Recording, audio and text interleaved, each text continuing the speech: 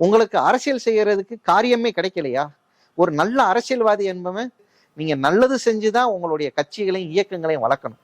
அதை விடுத்து இன்னைக்கெல்லாம் ஒரு டாக்டர் ஷாம் என்பவர் மிக ஒரு தற்கூரித்தனமா உங்களுக்கெல்லாம் இப்படி பேசுறதுக்கு உங்களுக்கெல்லாம் வெக்கமா இல்லையா? இந்த விடுதலைக்காக போரிட்ட இந்த ஒரு மாபெரும் இனத்தை ஒரு குற்ற பரம்பரை என்று நீங்க உங்களுக்கு புரிதல் இல்லை. நீங்க ஒழுங்கா படித்திருந்தா உங்களுக்கு அதோட வரலாறு தெரிஞ்சிருக்கும். இப்படிப்பட்ட இயக்கங்களை நீங்க தேசிய பாதுகாப்பு சட்டத்துல இவர்களை கைதும் செஞ்சு அவங்களுடைய இயக்கங்களையும் நீங்க தடை செய்யணும். தேவர் விட்டு பசங்க, மறவர் விட்டு பசங்க யாருமே கலப்பு திருமணத்துக்குள்ள பெரும்பகுதியா போறதே கிடையாது. ஏன்? எதுவும் வெறுப்பா, எதுவும் காழ்ப்புணர்ச்சியா, எதுவும் கோபமா அப்படின்னா எதுவுமே கிடையாது. ஒன்னே ஒண்ணுதான். அனைவருக்கும் வணக்கத்தை தெரிவித்துக் கொள்கிறேன். கடந்த ஒரு வார காலமாக, அதுவும் நம்ம மெயினாக தென் தமிழகத்துல ஒரு அசாதாரண சூழ்நிலை நிலவுவதாக வெவ்வேறு கருத்துக்களை சமூகங்களுக்கு இடையே ஒரு அசாதாரண சூழ்நிலையை உருவாக்கக்கூடிய செயல்களாக இன்னைக்கு ஒரு சில சமூக விரோதிகளால பொய் பரப்பப்பட்டு வருகிறது. இந்த தேவரினமானது எப்போதும் காதலுக்கு எதிரானவர்களாக இருந்தது கிடையாது. இதை அனைத்து சமுதாய நண்பர்களும் பெரியவர்களும் தாய்மார்களும் நன்றாக புரிந்து கொள்ள வேண்டும்.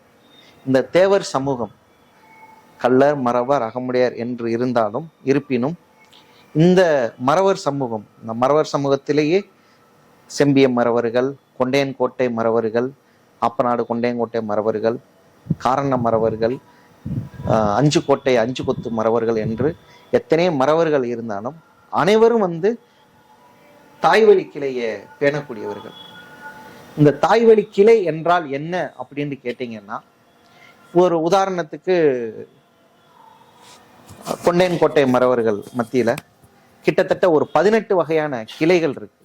இந்த 18 வகையான கிளைகள்ல ஒரு 10 வகையான கிளைகள் ரொம்ப பரிச்சயமா நமது ராமநாதபுரம், தூத்துக்குடி, விருதுநகர் போன்ற மாவட்டங்கள்ல, சிவகங்கை போன்ற மாவட்டங்கள்ல, மதுரை போன்ற மாவட்டங்கள்ல பிரதானமாக இருக்கும்.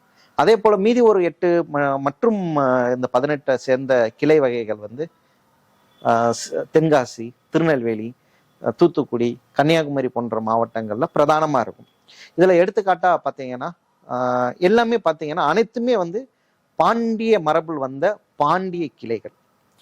உதாரணத்துக்கு வீரபாண்டியன் அல்லது வீர மரத்தான் அல்லது வீரன் கிளை அப்படி என்று சொல்லக்கூடிய கிளை, அழகு பாண்டியன் கிளை, அகத்தி பாண்டியன் கிளை, வெட்டும் பெருமாள் பாண்டியன் கிளை, கொடியான் கிளை, சேதர் கிளை, மறுவீடு கிளை, இது போன்ற எண்ணற்ற கிளைகள் இருக்கு.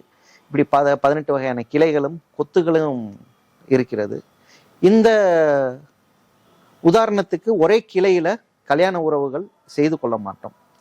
அப்பா அழகு பாண்டியன் கிளை என்றா தாயார் அம்மா வீரங்கிளை அல்லது வீரபாண்டியன் அல்ல வீர மரத்தான் கிளை.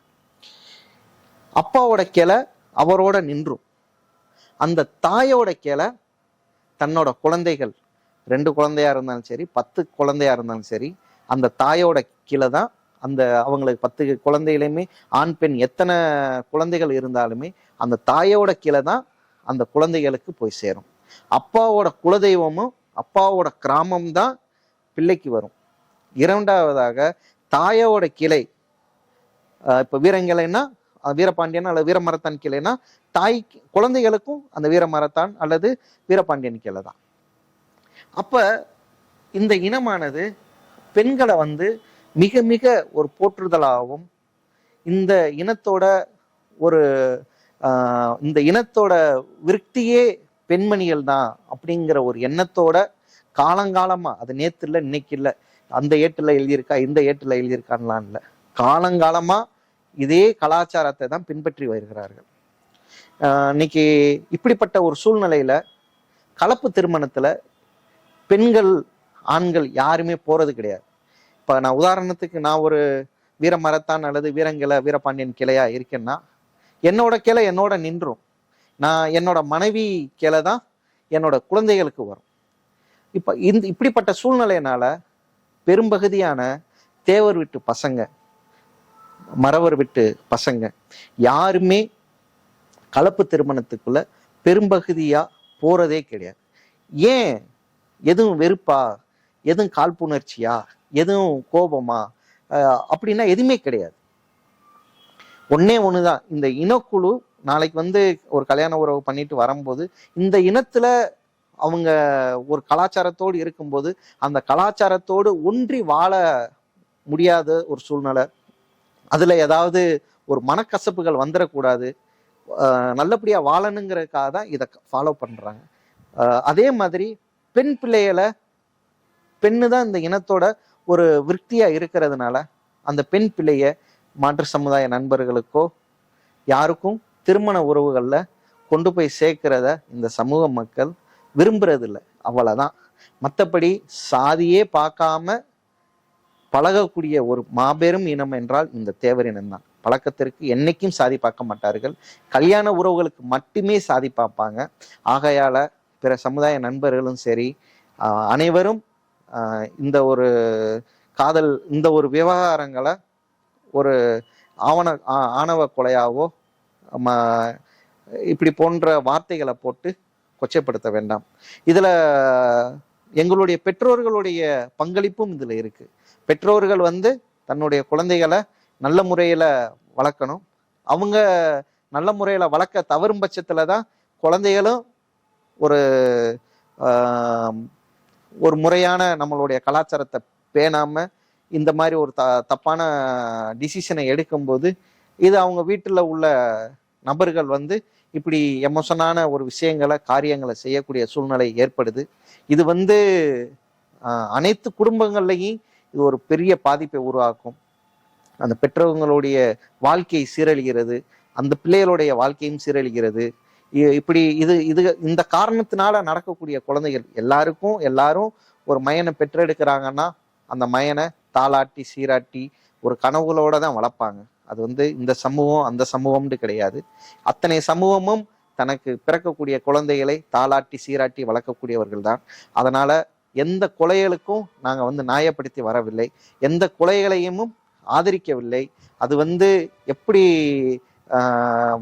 என்னுடைய குழந்தையை ஒருத்தன் கொண்டா எனக்கு வடு இருக்குமோ அதே போலதான் அனைவரும் உணர்வாங்க என்பதை ஒரு மனிதாயமான அடிப்படையில ஒரு மனிதனா அதை நாங்க உணர்றோம். ஆனா ஒண்ணே ஒண்ணு, இந்த சமுதாயம் ஒரு கலப்பு திருமணத்துல இதுவரை போகாத சமுதாயம். இதுக்குன்னு ஒரு கலாச்சாரம் இருக்கு. இப்படிப்பட்ட கலாச்சாரத்தோடு இருக்கக்கூடிய சமுதாயத்தையும் மாற்று தம்பிமார்கள் காதல் என்ற வலையில வீழ்த்தணும் அப்படி என்று நினைப்பதும் மாபெரும் தப்பு, மாபெரும் தவறு என்று இந்த தருணத்துல நான் சொல்லிக்க கடமைப்படுகிறேன். ஆமா, இப்ப இன்னைக்கு திருநெல்வேலியில நடந்த இந்த சம்பவமானது அனைவருக்குமே மனசுல ஒரு வடுவாதான் இருக்கு, ஒரு கவலையாகவும் இருக்குது. இப்ப ஒரு 2 வருடங்களுக்கு முன்னாடி 2023 சென்னை பரங்கி மலையில பாத்தீங்கன்னா ஒரு பெண், ஒரு வேளாளர் வீட்டு பெண், ஒரு முதலியாரோ பிள்ளைமார் தங்கச்சி, அந்த தங்கச்சி காதல் செய்ய மறுத்ததுனால ஒரு தம்பி என்ன பண்ணிடுறான், அந்த பிள்ளைய ட்ரெயின்ல தள்ளி விட்டு கொன்றான். ட்ரெயின்ல தள்ளி விட்டு கொண்டா அந்த பையனை போலீஸ் அரெஸ்ட் பண்ணிருச்சு. அந்த பையனோட தகப்பனாரு ஒரு SSI. அவரை இதுல எந்த வழக்குலையுமே அவங்க குடும்பத்தாரையோ அந்த போலீஸையோ வழக்குல சேர்க்கவே கிடையாது. ஆனா இந்த வழக்குல, இந்த திருநெல்வேலி வழக்குல திட்டமிட்டு சேர்த்தது என்பது இந்த அரசாங்கத்துக்கு ஒரு கரும்புள்ளி தான். இது ஒரு இனத்தை ஒருதலை பட்சமாக பழிவாங்கக்கூடிய காரியமாக தான் இந்த ஒட்டுமொத்த தேவரினமும் இந்த அரசாங்கத்தின் மேல ஒரு கோபத்தோடு பார்க்கக்கூடிய பார்வையாக இருக்கிறது. இன்னைக்கு டச் படையெடுப்பு, பிரெஞ்சு படையெடுப்பு, ஆங்கிலேயர்கள் படையெடுப்பு என்று எத்தனையோ படையெடுப்புகளை நம்ம பாரத தேசம் கண்டிருந்தாலும் ஒரு கட்டங்கள்ல பிரிட்டிஷாரை எதிர்த்து போரிடும் போது, ஃபர்ஸ்ட் பிரிட்டிஷ் இந்தியா கம்பெனியாக இருந்தது, அடுத்து பிரிட்டிஷ் இந்தியாவாக நம்மளை ஆட்சி செய்யும் போது வெகுண்டு எழுந்த ஒரு பெரிய சமுதாயமானது இந்த தேவரின சமுதாயம். ஒரு ஒரிஜினல் சத்திரியர்கள், சத்திரிய இனமா அன்னைக்கு ஒட்டுமொத்தமா இந்த தேசத்துல இருக்கக்கூடிய அத்தனை இனத்தோட விடுதலைக்காக பாடுபட்ட இனம்தான் இந்த தேவரினம், இந்த மறவரினம். அப்படிப்பட்ட இந்த இனத்தை கையாள அடக்க முடியாம, இவனுடைய வீரத்துக்கு பதில் சொல்ல முடியாம அன்னைக்கு போடப்பட்டதா இந்த குற்றப்பரம்பரை சட்டம். இது ஒட்டுமொத்தமா அன்னைக்கு அடிமைப்பட்டு இருந்த ஒட்டுமொத்த பாரதத்துக்கும் எடுத்துக்காட்டா மாமன் புலித்தேவன் 18 வருஷம் போரிட்டார். அவர் அப்ப எந்த குற்ற பரம்பரையில் அவர் என்ன குற்றம் செஞ்சவரா? எல்லாருக்கும் விடுதலை வாங்கி கொடுக்காதானே அன்னைக்கு ஒரு 18 வருஷம் அத்தனை மறவர்களும் உயிரை கொடுத்தாங்க. அதெல்லாம் அடுத்த சமுதாய நண்பர்கள் நீங்க போற்றவில்லை என்றாலும் தூற்றாதீங்க. எப்படி நீங்க தூற்றலாம்? உங்களுக்கு அரசியல் செய்யறதுக்கு காரியமே கிடைக்கலையா? ஒரு நல்ல அரசியல்வாதி என்பவன் இன்னைக்கு கிளை அளவுல இருந்து, ஒன்றிய அளவுல இருந்து, மாவட்ட அளவுல இருந்து, மாநில அளவுல இருந்து நீங்க நல்லது செஞ்சுதான் உங்களுடைய கட்சிகளையும் இயக்கங்களையும் வளர்க்கணும்.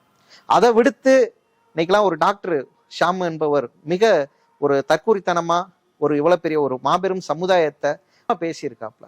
உங்களுக்கெல்லாம் இப்படி பேசுறதுக்கு உங்களுக்கெல்லாம் வெக்கமா இல்லையா? இன்னைக்கு ஒரு ஒட்டுமொத்த பாரத தேசத்தோட விடுதலைக்காக முதல் குரல் எழுப்பியவர் மட்டும் இல்லாம தன்னோட உயிரையே கொடுத்தவங்க, 18 வருஷம் இந்த விடுதலைக்காக போரிட்ட இந்த ஒரு மாபெரும் இனத்தை ஒரு குற்ற பரம்பரை என்று நீங்க உங்களுக்கு புரிதல் இல்லை. நீங்க ஒழுங்கா படித்திருந்தா உங்களுக்கு அதோட வரலாறு தெரிஞ்சிருக்கும். இப்படியெல்லாம் ஒரு பொது வெளியில நீங்க பேசுறீங்க. உங்களை இந்த திமுக அரசாங்கமும் அதிகாரிகளும் உங்களை ஒரு வழக்கு போட்டு உங்களை எல்லாம் சிறைப்படுத்தாம இருக்கிறது இந்த அரசாங்கத்துக்கு மீண்டும் மீண்டும் ஒரு அவப்பெயர்களை உருவாக்கக்கூடிய சூழ்நிலை தான். ஒரு அரசியல் இயக்கம் நடத்துறவங்க உங்களுக்கு கிளையில இருந்து, ஒன்றியங்கள்ல இருந்து, மாவட்ட மாநில அளவுல நல்ல கட்டமைப்பை உருவாக்குங்க. எத்தனையோ மக்களுக்கு நலத்திட்ட உதவிகளை செய்யுங்க. அரசாங்கத்துக்கும் மக்களுக்குமான ஒரு பாலமா இருங்க. அரசாங்கத்தோட ஜிஓக்களையும் அரசாங்கத்தோடைய கொள்கைகளையும் மக்கள்கிட்ட கொண்டு போய் சேர்க்கக்கூடிய ஒரு பாலமா இருங்க. அதை விடுத்துட்டு சமூகத்து இடையே ஒரு அசாதாரண சூழ்நிலை ஏற்படுற மாதிரி ஒரு மிகப்பெரிய வார்த்தைகளை நான் என்னன்னாலும் இன்னைக்கு செய்ய முடியுங்கிற அளவுல நீங்க பேசுவது எதற்காக? இத அரசாங்கம் வேடிக்கை பார்க்க கூடாது. இப்படிப்பட்டவர்களை உடனடியாக கைது செஞ்சு அவர்களுக்கு தக்க நடவடிக்கை எடுத்து கொடுக்கணும். இப்படிப்பட்ட இயக்கங்களை நீங்க தேசிய பாதுகாப்பு சட்டத்துல இவர்களை கைதும் செஞ்சு அவங்களுடைய இயக்கங்களையும் நீங்க தடை செய்யணும் என்பதை இந்த தருணத்துல நான் கேட்டுக்கொள்கிறேன். நன்றி, வணக்கம்.